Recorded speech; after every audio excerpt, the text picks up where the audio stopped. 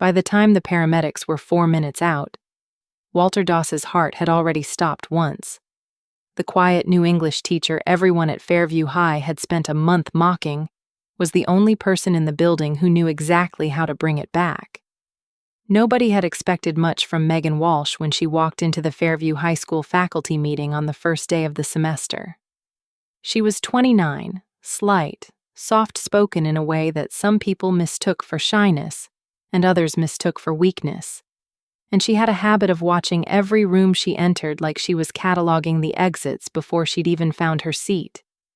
She wore cardigans buttoned to the collar regardless of the weather, kept her dark hair pulled back in a tight, unfussy braid, and answered every question from the administration with exactly as many words as necessary, and not one more.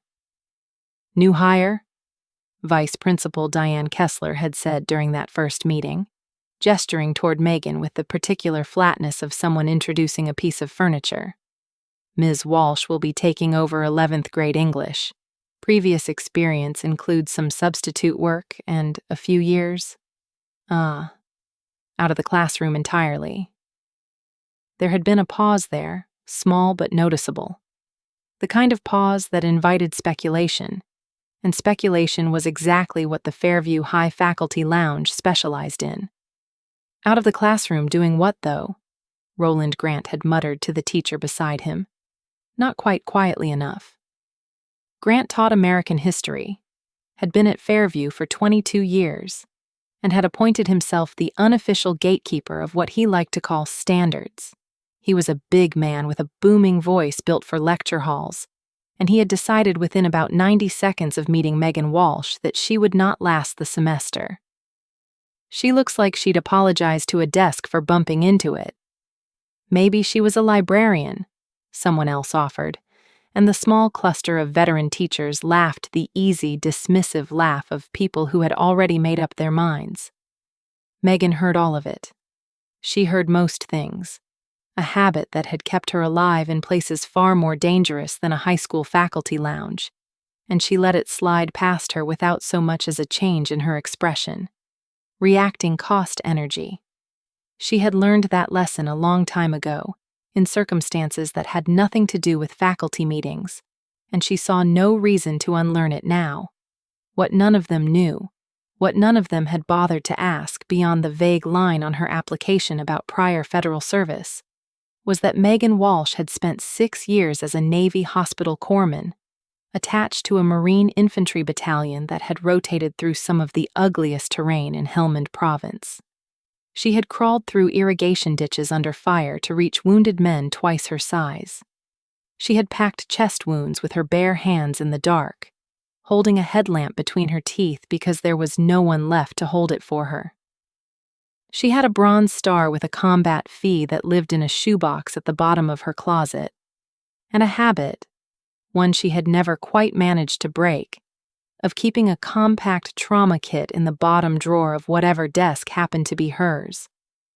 She had left the Navy 4 years ago and rebuilt her entire life around the idea of being unremarkable. Teaching had seemed like the safest possible profession. Quiet, structured, contained within 4 walls and a bell schedule. She had not expected Fairview High to test that theory quite so quickly. There were nights still when she woke up with her heart hammering and her sheets soaked through, certain for one disoriented second that she could smell diesel and hot dust instead of the fabric softener on her own pillowcase. There were sounds that still did it to her without warning: a car backfiring in the school parking lot, the heavy slam of a metal locker door, the particular pitch of a fire alarm testing that made every muscle in her body go rigid before her mind caught up and told her she was safe. She had learned to breathe through those moments quietly, in bathroom stalls and behind closed classroom doors, and no one at Fairview High had ever once noticed, because noticing things about Megan Walsh required a kind of attention nobody had thought to spend on her. The last man she had lost, a 19-year-old Lance Corporal named Danny Ferris, who had bled out under her hands despite everything she'd done, right, still visited her some nights, his face as clear in her memory as it had been the day it happened, She had left the service 4 months after his funeral, changed the way she wore her hair, stopped answering to the nickname the platoon had given her, and told herself that a classroom full of teenagers arguing about Shakespeare was about as far from that ditch outside Ramadi as a person could get. Mostly, that had been true. Mostly, it was enough. The first 2 weeks passed the way Megan had hoped they would, uneventfully. Her students were unruly in the ordinary teenage way, the way that responded well to calm, unwavering consistency rather than volume. And within a few days, her classroom had settled into a rhythm most of the veteran staff privately found suspicious. Quiet kids who caused trouble in every other class sat still in hers. Loud kids lowered their voices without being told twice. It hadn't happened by accident. On her second day, a broad-shouldered junior named Cody Pruitt had decided to test her, standing up in the middle of a lesson on symbolism and announcing to the room that he didn't have to listen to some sub who probably wouldn't even be there next week. The room had gone very still, the particular electric silence of 26 teenagers waiting to see whether a new teacher would crumble or fight. Megan had simply looked at him, unhurried, unbothered, and said, in a voice that never rose above conversational volume, "Sit down, Mr. Pruitt. You can finish being angry after class, and I'll listen to every word of it. But right now you're wasting time that belongs to the 25 other people in this room." Cody had opened his mouth to argue, met her eyes, and, to his own visible surprise, sat back down. He couldn't have explained why. There was something in the stillness behind her expression that made arguing feel, suddenly and without any clear reason, like a very bad idea. Word of the incident spread through the junior class within a day, filtered and exaggerated the way these things always were by the time it reached the faculty lounge, and Roland Grant, whose classroom was 2 doors down and frequently required him to shout over his own students, found the whole thing deeply irritating. "You've got them trained like dogs," he said to her once in the hallway, not entirely as a compliment. "What's your secret? Threaten them?" "I don't raise my voice," Megan said. "They notice."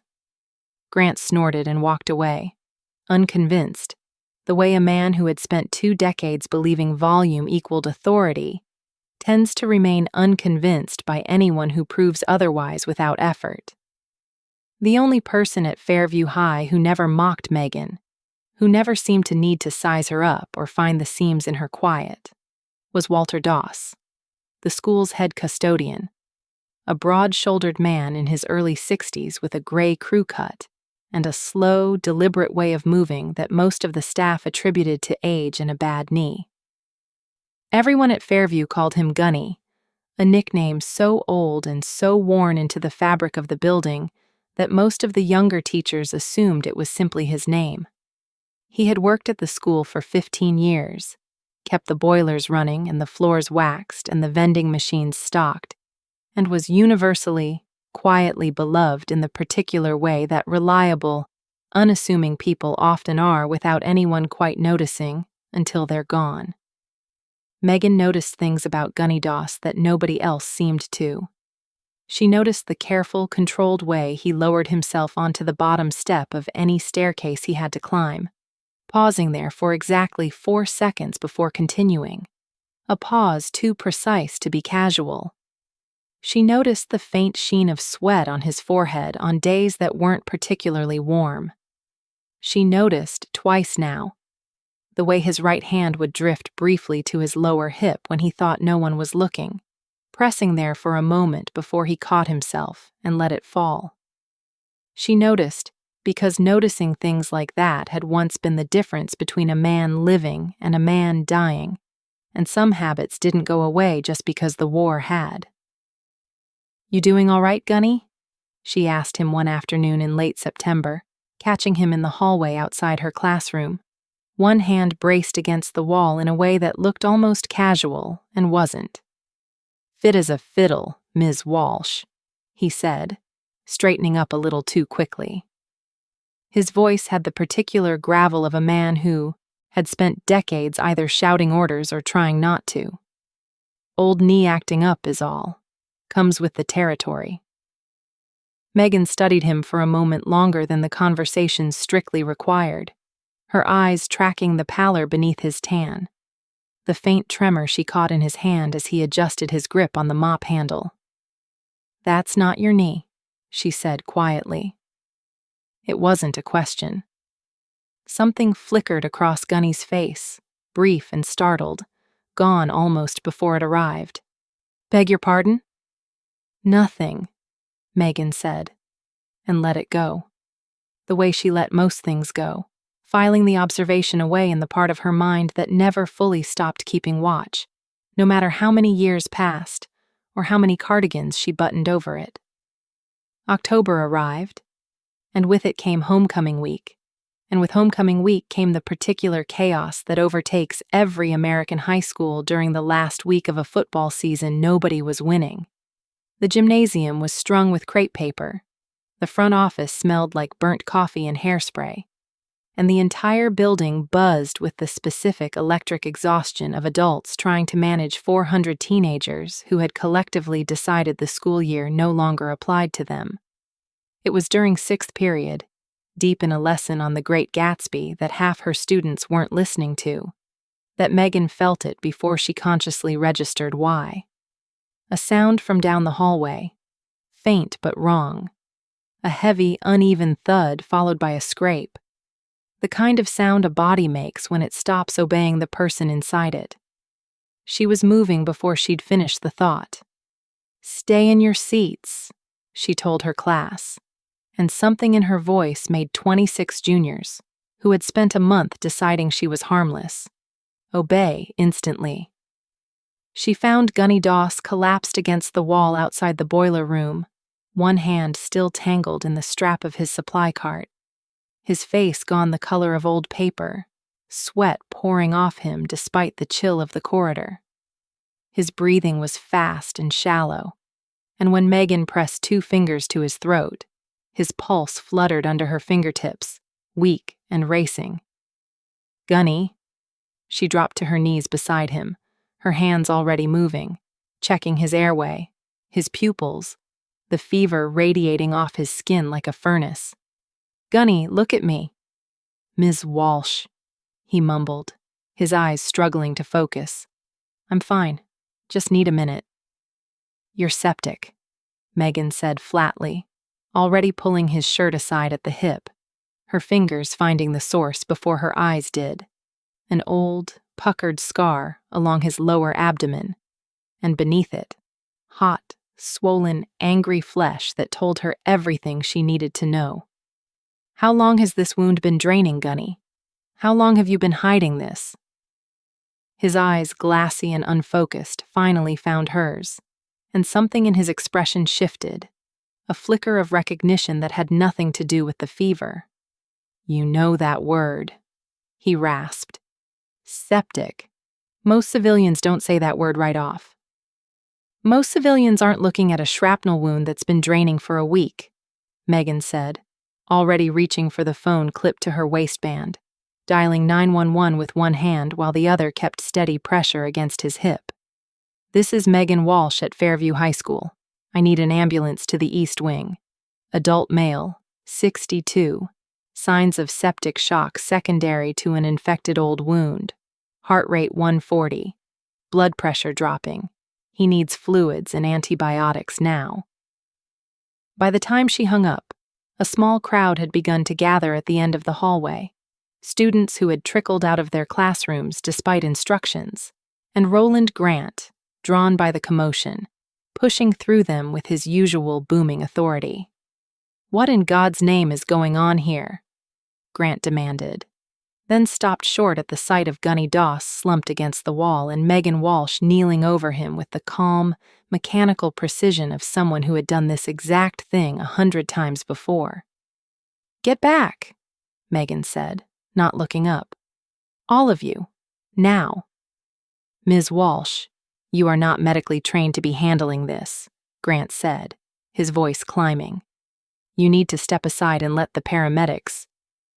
The paramedics are 11 minutes out because of the homecoming parade traffic downtown, Megan snapped, her voice cutting through his with a sharpness that stunned him into silence. He doesn't have 11 minutes if I don't slow this bleeding and get fluids into him.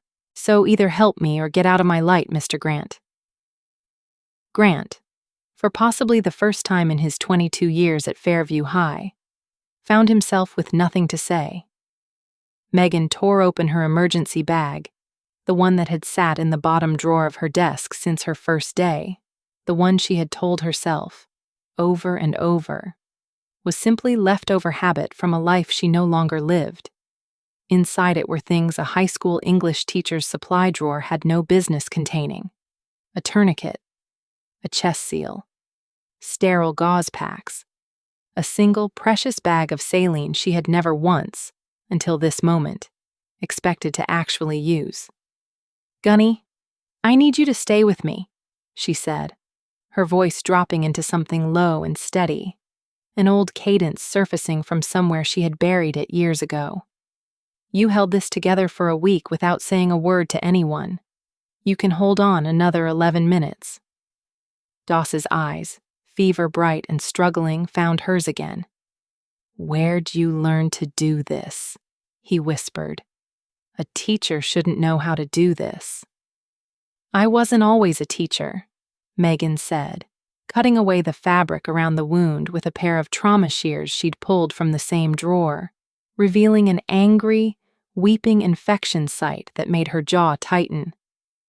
"This is old shrapnel, isn't it? Not recent. Fallujah? Ramadi?"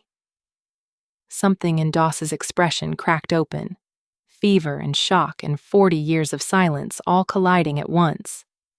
"Fallujah," he breathed. "04. Second push through the city. Piece of a mortar round's been sitting an inch from my hip ever since. Doctors said it was easier to leave it than dig it out.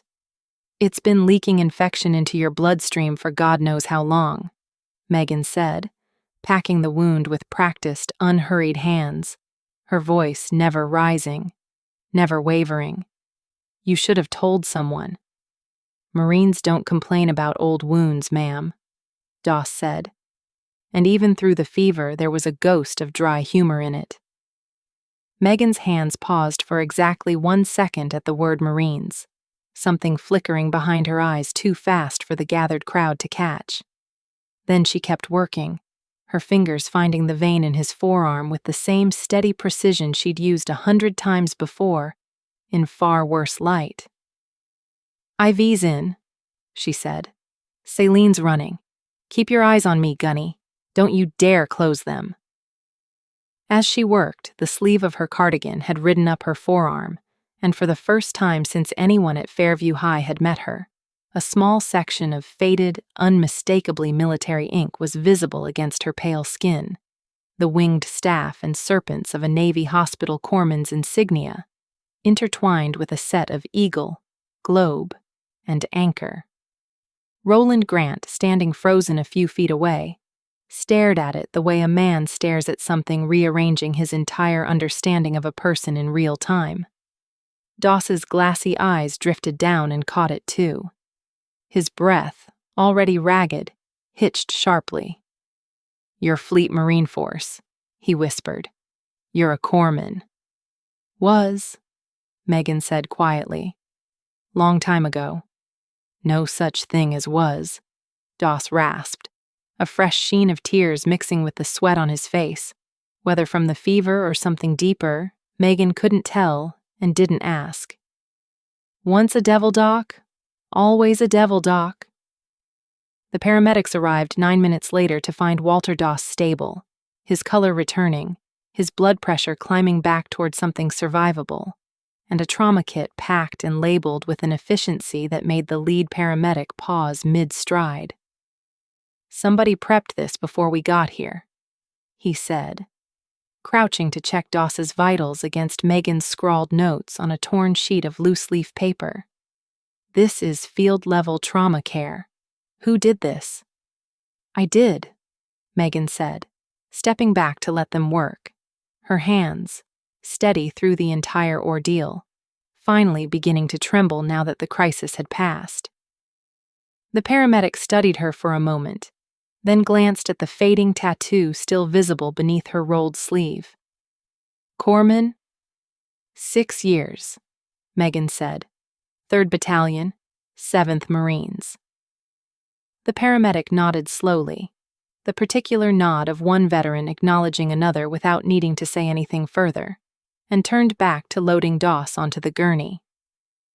Vice Principal Diane Kessler arrived in the hallway just as they were wheeling him out, her face a tight mixture of alarm and the particular administrative panic of a woman already mentally drafting an incident report. "Ms. Walsh, I need to understand what just happened. You performed medical procedures on school property. That is a serious liability concern. The district is going to have a great deal of questions about—" "He would have died in this hallway if I hadn't," Megan said, her voice flat and final, all the softness of the last month gone from it entirely. "You can write that in your report, Mrs. Kessler." Kessler opened her mouth, closed it again, and for once had nothing further to say. Word moved through Fairview High the way word always moves through a building full of teenagers, which is to say instantly and with considerable exaggeration, and by the time the final bell rang that afternoon, every student and staff member in the building had heard some version of the story. The quiet new English teacher, the one Roland Grant had confidently predicted wouldn't last the semester, had knelt in a hallway and pulled Gunny Doss back from the edge of septic shock with her bare hands and a kit nobody knew she carried. By the time Megan packed up her classroom that evening, later than usual, her hands still faintly trembling in the aftermath the way they always did once the adrenaline finally let go of her, a small stack of folded notes had appeared on her desk, left by students who had watched the whole thing unfold and hadn't known what else to do with what they'd felt. Cody Pruitt's note was 3 words long. "Told you, teach." She sat alone in the empty classroom for a long moment, reading it twice, and allowed herself, for the first time in longer than she could remember, to cry a little, quietly, with the door locked and the lights off. Principal Kane called her into his office the following morning, and for one uneasy minute she braced herself for the same conversation Diane Kessler had started in the hallway. Liability, procedure, the careful bureaucratic language administrators reached for when they didn't know what else to say. Instead, Kane simply sat back in his chair, studied her for a long moment, and said, "I've been a principal for 19 years, Ms. Walsh. I have never once seen anything like what half this building is telling me happened yesterday." He paused. "Whatever your life was before you walked through my doors, I'm glad it landed here." It wasn't much, as far as speeches went, but it was more than Megan had expected, and she thanked him quietly and went back to her classroom before the first bell. Walter Doss spent 4 days at St. Vincent's Medical Center, where surgeons finally removed the 20-year-old fragment of mortar shrapnel that had been quietly poisoning him from the inside for 2 decades, and where, on his second night in recovery, he made exactly 1 phone call. He called an old friend, a first sergeant he'd served with in Fallujah and stayed close to in the years since, a man named Mike Alvarez who now ran a veterans outreach program 2 counties over. He told him, in the plain, unadorned language of a man who had never learned to dress up a story, about a young corpsman turned school teacher who had recognized a shrapnel wound at 40 paces and packed it like she'd done it 1,000 times. Because she had. "Fleet Marine Force, Inc., Doss said. 3rd Battalion, 7th Marines. You know anybody ran with that unit, Mike?" Alvarez was quiet for a moment on the other end of the line. "I know exactly who ran with that unit," he said slowly. "There was a corpsman with 3rd 7 who pulled half a platoon out of a kill zone outside Ramadi back in '09. Bronze Star with a Combat V. Word was she disappeared off the grid a few years back. Nobody could find her." "Well," Doss said, "she's teaching 11th grade English at Fairview High School, and she just saved my life in a hallway between 4th and 5th period." 10 days later, on a bright, unremarkable Tuesday morning, 4 vehicles pulled into the Fairview High School front circle, and out of them stepped 9 Marines in dress blues, ribbons and medals gleaming under the autumn sun, moving with the unhurried, deliberate formality of men who had traveled a long way for a very specific purpose. Principal Kane met them at the front doors, visibly flustered, unaccustomed to greeting a formation of United States Marines before first period. Can I help you, gentlemen?" "We're here to see Megan Walsh," said the man at the front, a broad, gray-templed first sergeant with a chest full of ribbons. "Petty, Officer First Class Walsh, formerly of 3rd Battalion, 7th Marines. We understand she teaches here." Word reached Megan's classroom before the Marines did, a breathless office aide appearing in her doorway mid-lesson to inform her, in a voice several registers higher than usual, that there were 9 Marines in the front lobby asking for her by name. She walked out into the hallway to find them assembled there, standing at parade rest in a loose formation that had somehow already drawn half the school's population out of their classrooms, despite every rule about hallway conduct. Roland Grant stood near the back of the gathering crowd, his booming voice for once entirely absent. Diane Kessler hovered by the office door, clutching a clipboard she had forgotten she was holding. First Sergeant Mike Alvarez stepped forward as Megan approached, studying her for a long moment with the particular scrutiny of a man confirming something he already suspected to be true. "Petty Officer Walsh," he said, "Gunny Doss tells us you kept him breathing in a school hallway 10 days ago." "I did what anyone with the training would have done," Megan said quietly. "With respect, ma'am, that's not true, and every Marine standing here knows it isn't." Alvarez's voice carried easily across the silent hallway. "Gunnery Sergeant Walter Doss served with 1st Battalion, 3rd Marines in Fallujah in '04. He's carried a piece of that city in his hip for 20 years because doctors told him it was too dangerous to remove. You recognize that wound in the middle of a school hallway with a teenager's field trip going on around you, and you packed it like you'd trained for exactly that moment your whole life. Because you had." He reached into his jacket and produced a small, worn leather folder, opening it to reveal a photograph, grainy and sun-bleached, of a much younger Megan Walsh in desert fatigues, kneeling over a wounded Marine in the dirt outside Ramadi, her hands slick with blood, her face set in the exact same expression of focused calm the hallway had witnessed 10 days earlier. "This photograph has been circulating through the 3rd 7 Veterans Network for 6 years, Alvarez said. "Everybody who served with you calls you a legend. Nobody could find you. Turns out you were 3 states over, teaching high schoolers about the Great Gatsby." A ripple of quiet astonishment moved through the assembled students and staff. Roland Grant, staring at the photograph, opened his mouth and, for the second time in 10 days, found nothing to say. "Petty Officer First Class Megan Walsh," Alvarez continued, his voice shifting into something more formal, more ceremonial. "On behalf of every Marine who served alongside you, and on behalf of Gunnery Sergeant Doss, who is recovering well and sends his deepest thanks, it is our honor to present you with this token of 3rd Battalion, 7th Marines." He held out a small, weighted coin, the battalion's crest stamped into worn bronze, and pressed it into her palm. Once a Devil Doc, Petty Officer Walsh, always a Devil Doc. Megan closed her fingers around the coin, her composure carefully maintained through an entire month of quiet dismissal and 10 days of silence about what she'd done, finally beginning to crack at the edges.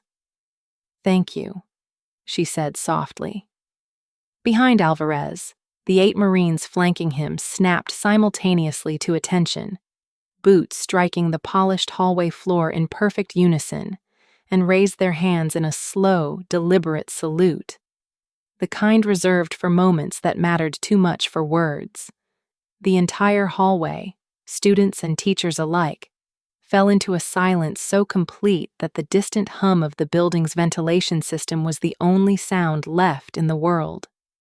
Megan Walsh, the quiet new teacher that Fairview High School had spent a month deciding was too soft, too small, too unremarkable to matter, stood a little straighter, raised her hand, and returned the salute of 9 United States Marines in the middle of a Tuesday morning hallway. Roland Grant found her after the Marines had gone, standing alone by the trophy case, still turning the small bronze coin over in her fingers. He cleared his throat, an unfamiliar hesitance in a man who had spent 22 years never once hesitating about anything. "I called you a librarian," he said. "On your first day. I said you'd apologize to a desk." "I heard you," Megan said, without heat. "I'm sorry," Grant said, and it seemed to cost him something significant to say it. "For what it's worth." Megan considered him for a moment, then allowed herself, for the first time in front of another Fairview High teacher, something close to a real smile.